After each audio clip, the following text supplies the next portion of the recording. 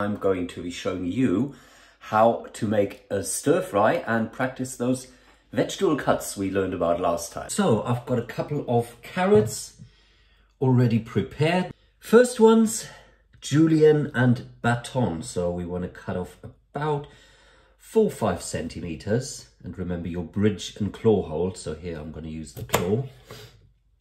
And then we want to square this off. Remember what that means. Squaring off is when you try to make the carrot, which is obviously now round, square, so it's a little bit easier to cut. Then we're going to cut it into really thin slices. And when you get to the last little bit and it gets a little bit too tricky to hold like that, you can always go back to the bridge hold, but very slowly and carefully so that you're not ending up with any cuts in the fingers. And then these pieces you can cut into your strips. Now do it piece by piece. And there we have our thin carrot strips, also called julienne.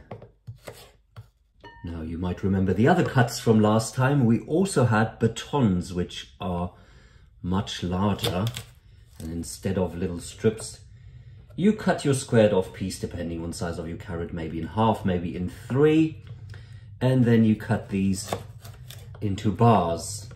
Now for today, I'm not going to be wasting any of the bits that I cut off earlier to square off my carrot, because even though they're round, I can still cut them into little strips, and that is absolutely perfect for a stir fry.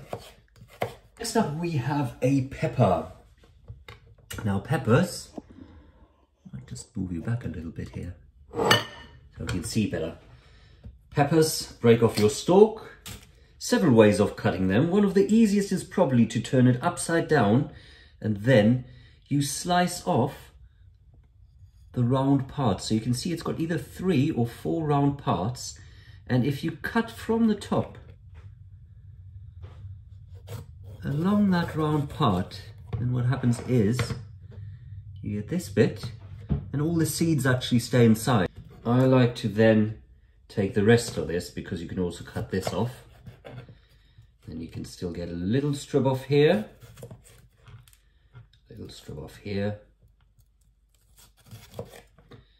and a little bit of here, because I'm a firm believer in not wasting food. So I'm going to be putting this in my stir fry. Now these, of course, you could also, if you wanted to, cut into very thin julienne size pieces, but as it's a stir fry, you want some of your parts to be quite chunky and large. So what I'm going to do is just cut this into strips.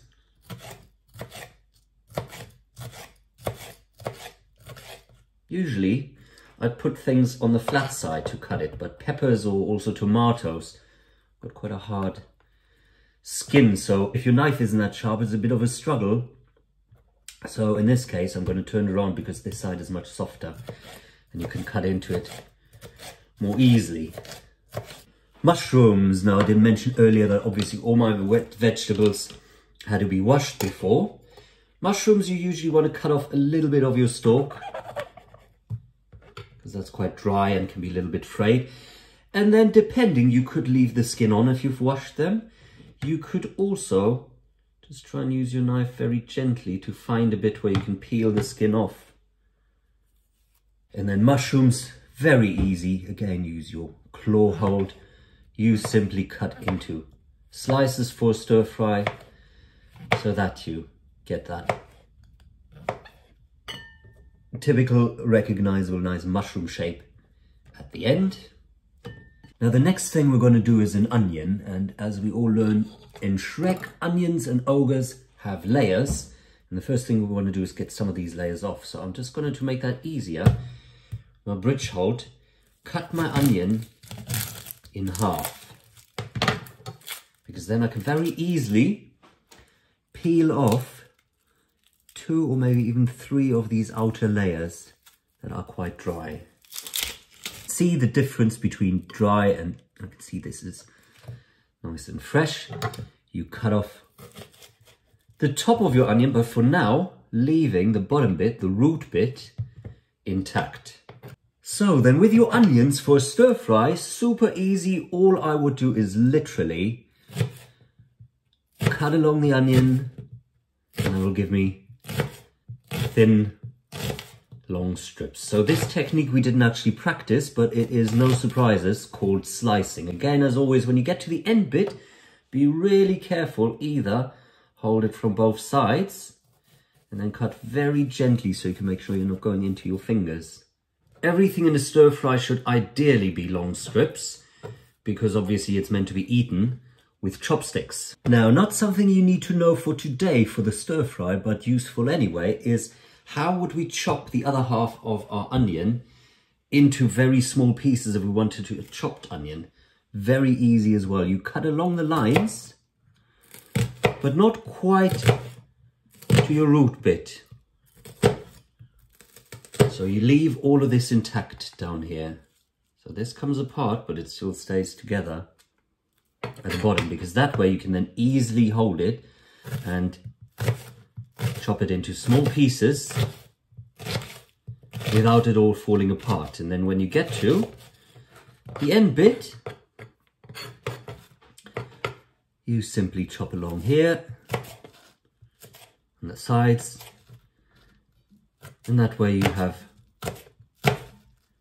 very little waste you end up with. And then my last ingredient today is some spring onions. I'm going to make a vegetarian stir fry, so I'm not using any meat, but of course you could add some beef, you could add some chicken. Spring onions, and always peel the outer layer of very dry skin off. And then again, this is super simple. We're just going to be slicing them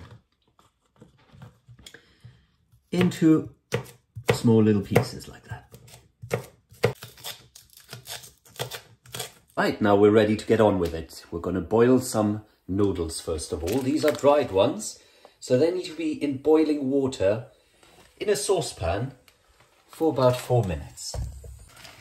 Fill your saucepan up, turn the heat all the way up to bring it to the boil, and then you've got to keep an eye on it, and if it's going crazy you turn it down a bit.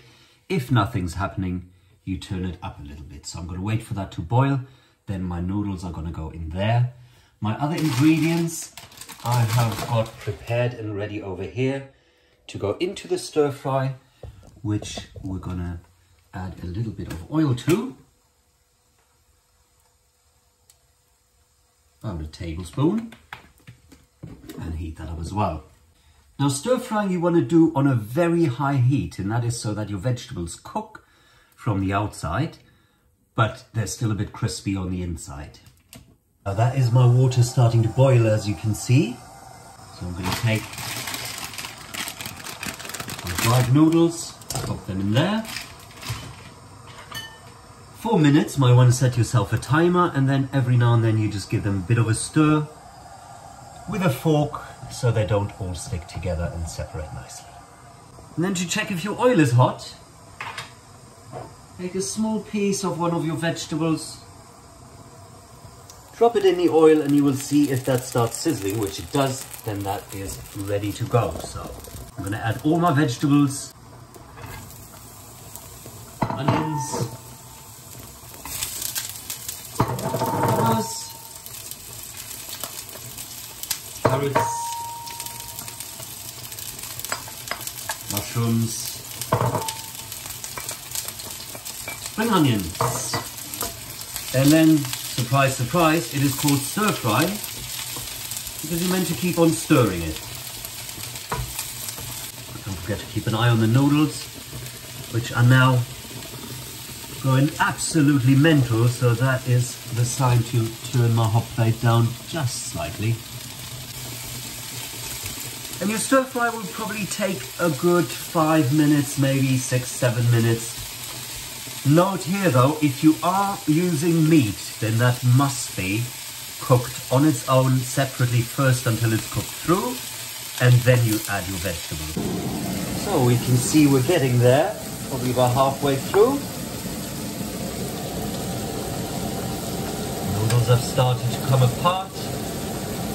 If you think they're ready, you might want to take a piece out and just try. We'll say that's there. So it should still have quite a bite, but it shouldn't be too hard. So I'm going to set my stir fry aside to another pan on my hob, just whilst I drain my noodles, using a colander that I'm going to put in the sink and then pour the noodles into. And of course make sure you're not holding it whilst you're pouring, because then you could get hot boiling water all over your fingers. These are now going to go in here, and we're going to give all of it about another minute with my cooking sauce. I'm not ashamed to say, yes, even food tech teachers, I'll just turn that off so you can hear better, even food tech teachers cheat sometimes and get a sauce from a packet. There is nothing wrong with that. And just make sure it's all nicely mixed in together. Add a little bit of spices if you like. Maybe a bit of pepper, a little bit of salt, maybe some chili if you like it a little bit hotter. And if you've still got a little bit of spring onion left,